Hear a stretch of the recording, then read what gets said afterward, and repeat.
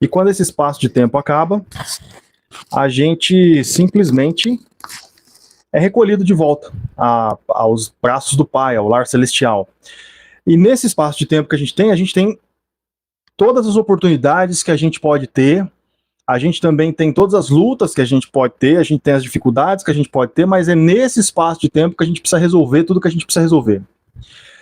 Mas é interessante porque quando Deus cria Adão, Deus coloca no jardim do Éden 2 árvores, né? A Bíblia nos relata nos primeiros 3 capítulos da criação, primeiro do universo, depois da terra.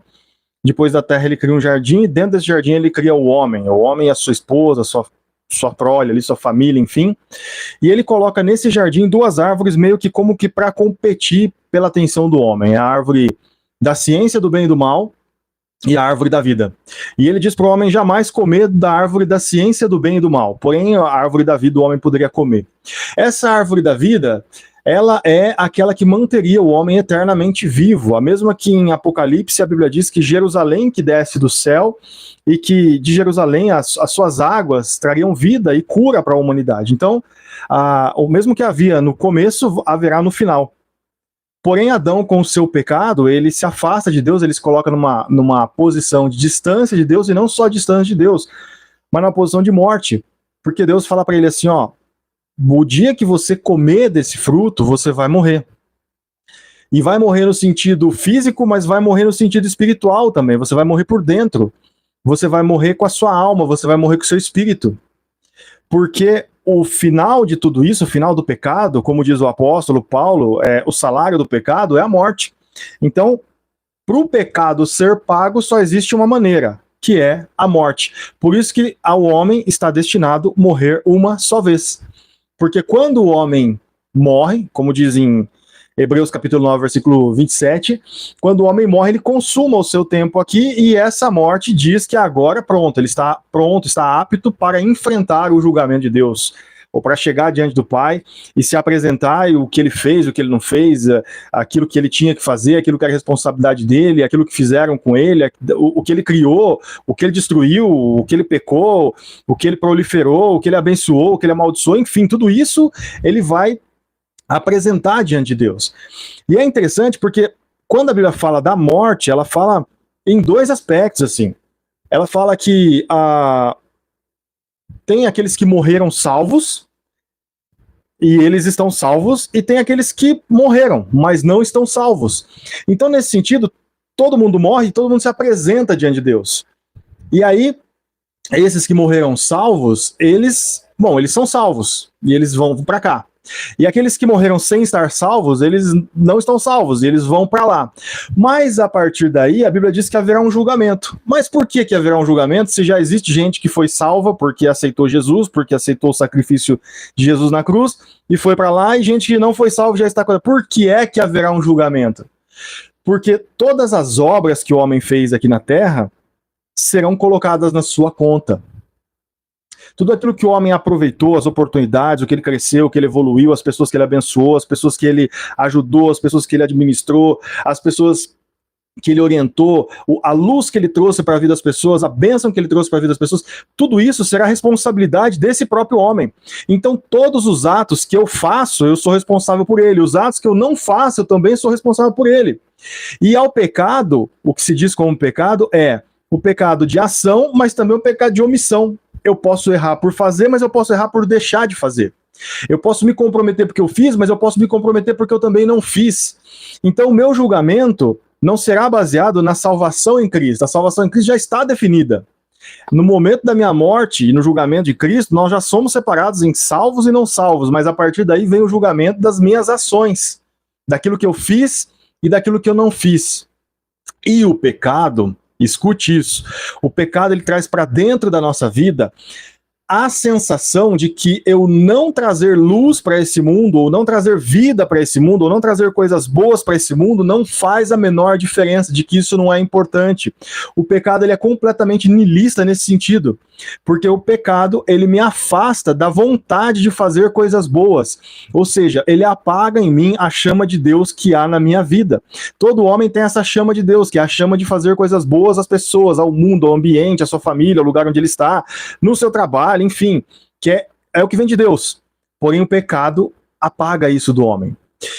E aí o homem deixa de fazer coisas boas, ou o homem faz coisas que não são tão boas assim, no sentido de que, fazendo isso, o homem acaba cometendo o pecado. Na verdade, a grande definição de pecado, para muita gente, no sentido ideal da palavra, é errar o alvo, né?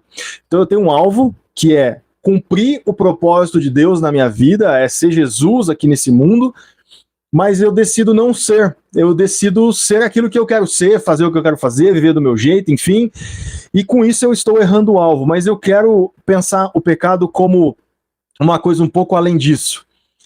Eu entendo que o pecado, na verdade, é a falta, entende? Por exemplo, a alma, quando ela está doente, ela tem falta de cura, falta de saúde. O corpo, quando está doente, ele tem falta. A pessoa, quando ela está em pecado, ela está vivendo na completa falta. Então, quando ela age, por exemplo, pelo egoísmo, é porque ela tem falta. Então, ela precisa ser egoísta. Quando ela age com arrogância, é porque ela tem falta. Então, ela precisa ser arrogante. Quando ela age com superioridade, é porque ela tem falta. Então, ela precisa se mostrar superior. Então, toda a falta, ela leva a pessoa ao pecado. E no fim de tudo, no fim de todo aspecto de pecado, a grande falta é a falta de Deus. Porque quando falta Deus ao homem, o homem precisa preencher esse aspecto de Deus, essa falta, esse buraco de Deus no seu coração, com outras coisas. Então ele tenta preencher com coisas que são paliativas. E Jesus diz o seguinte, olha, um homem não pode agradar a dois senhores, ele não pode agradar a Deus e agradar a Mamon. Ou ele vai servir um e odiar o outro, ou ele vai odiar um e servir o outro. E quando Jesus fala de Mamon, as pessoas traduzem Mamon normalmente como dinheiro, mas dinheiro nesse sentido é aquilo que traz ao homem a possibilidade de preencher qualquer falta que ele tem. Porque no sentido mais geral da palavra, mais amplo da palavra, é isso que o dinheiro faz, né? Salomão diz que o dinheiro a tudo responde. Então o dinheiro, na teoria, ele supra a falta. Se você não tem saúde, mas você tem dinheiro, o dinheiro teoricamente supra a falta. Se você não tem tempo para fazer uma coisa, mas tem dinheiro, teoricamente, o dinheiro supra a falta do seu tempo, que você pode contratar pessoas. Se você tem vontade, mas você tem dinheiro, você supra essa falta. Então, o dinheiro, na teoria, ele supra a falta de tudo, ele é um paliativo para tudo. Então, as pessoas vivem correndo atrás do dinheiro, mas, na verdade, o que elas estão correndo atrás é de suprir a falta que elas têm em si mesmo. Falta do quê? Falta de Deus. Fruto do quê? Fruto do pecado. Então, o fruto do pecado dentro da vida do homem faz com que o homem tente suprir essa falta de Deus dentro de si de muitas maneiras, e uma dessas maneiras é o dinheiro. Outras podem ser, por exemplo, com vícios, podem ser com uma vida hedonista. Tem gente que tenta suprir essa falta de Deus com N amizades e com uma carreira magnífica dentro do mercado de trabalho, mas na verdade, tudo isso, muito provavelmente, é só a falta de Deus se manifestando. É o mamon. Então só existe uma maneira da gente suprir essa falta de Deus na nossa vida, que é colocando Deus no lugar que é de Deus. E o lugar que é de Deus é no centro do nosso coração. É exatamente naquele lugar que ele estava quando Adão resolveu pecar. É no lugar de Criador, é no lugar de Senhor, é no lugar de dono, porque é isso que ele é de cada um de nós. Veja bem, a vida que eu tenho, Deus me deu, eu permaneço um tempo aqui na Terra, depois, como diz em Hebreus capítulo 9, eu morro. E aí, a Bíblia diz que o corpo volta ao pó e o espírito volta a Deus que o entregou, e a minha alma vai para onde? Então, o corpo para a terra, o espírito para Deus, mas eu sou uma alma vivente, eu sou um conjunto de emoções e razões que são a minha alma. E isso aí vai para onde? Para onde é que eu vou entregar isso tudo? Nisso aí consiste a falta do que muita gente sente no seu próprio coração. E essa falta é o vazio existencial de Deus, é porque Deus não está onde devia estar. E aí eu digo para você, meu querido, você que me escuta aí, você que está aí acompanhando essa live junto com a gente, Deus está no mesmo lugar onde ele sempre esteve. E ele quer preencher o vazio do seu coração da mesma maneira como ele preenche o vazio de cada pessoa que se entrega a ele. E só há uma maneira de, depois do juízo, quando houver a minha morte e eu for diante do Pai, e eu for julgado pelos meus atos, só uma maneira de eu entrar no lar celestial. É eu, aqui na terra, enquanto tive a oportunidade, ter deixado, entregado a minha vida ao Senhor e permitido que Ele seja o Senhor e o único dono da minha vida.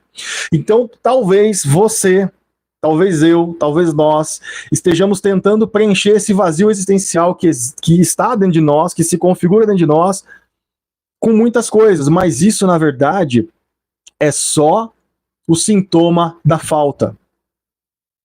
Sabe, essa busca desenfreada por prazer, pelo hedonismo, essa busca desenfreada por dinheiro, essa busca desenfreada por amizades, essa busca desenfreada por conhecer mais coisas, essa busca desenfreada por acumular, essa busca desenfreada por se mostrar superior, por mostrar que não sente falta do outro, por mostrar que é melhor do que o outro, por mostrar que tem mais posses do que o outro, por mostrar que você tem um ar de superioridade, um pouco mais de conhecimento, por mostrar...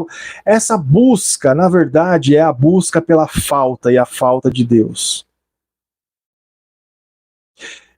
É muito provável que em alguns aspectos da sua vida você esteja nessa busca nesse momento. E eu quero convidar você a, agora e em todos os momentos da sua vida, pensar sempre o seguinte: isso que eu estou fazendo porque eu sinto falta de alguma coisa na minha vida, eu estou tentando preencher alguma coisa na minha vida? Esse novo título, esse novo trabalho, esse novo salário, essa nova viagem, esse novo prazer, esse novo amor, esse novo vício, esse novo costume, essa nova série na Netflix, será que isso é para preencher uma falta que eu estou tendo em mim? É importante que nós consigamos sempre olhar um pouco mais fundo dentro das nossas vidas, porque ao homem está ordenado morrer uma só vez, e depois disso vem o juízo. E o juízo é para quem preencheu essa falta. Quem não preencheu essa falta será automaticamente julgado culpado, porque ele nem se deu a oportunidade de viver uma vida espetacular com Deus e com seu vazio preenchido. Só tem uma pessoa que pode preencher o vazio do seu coração, que é o Senhor Jesus, que é a presença do Espírito Santo em você.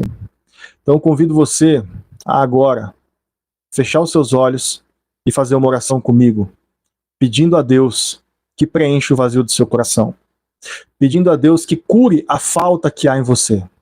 Talvez as dores na sua alma sejam a falta se manifestando de alguma forma.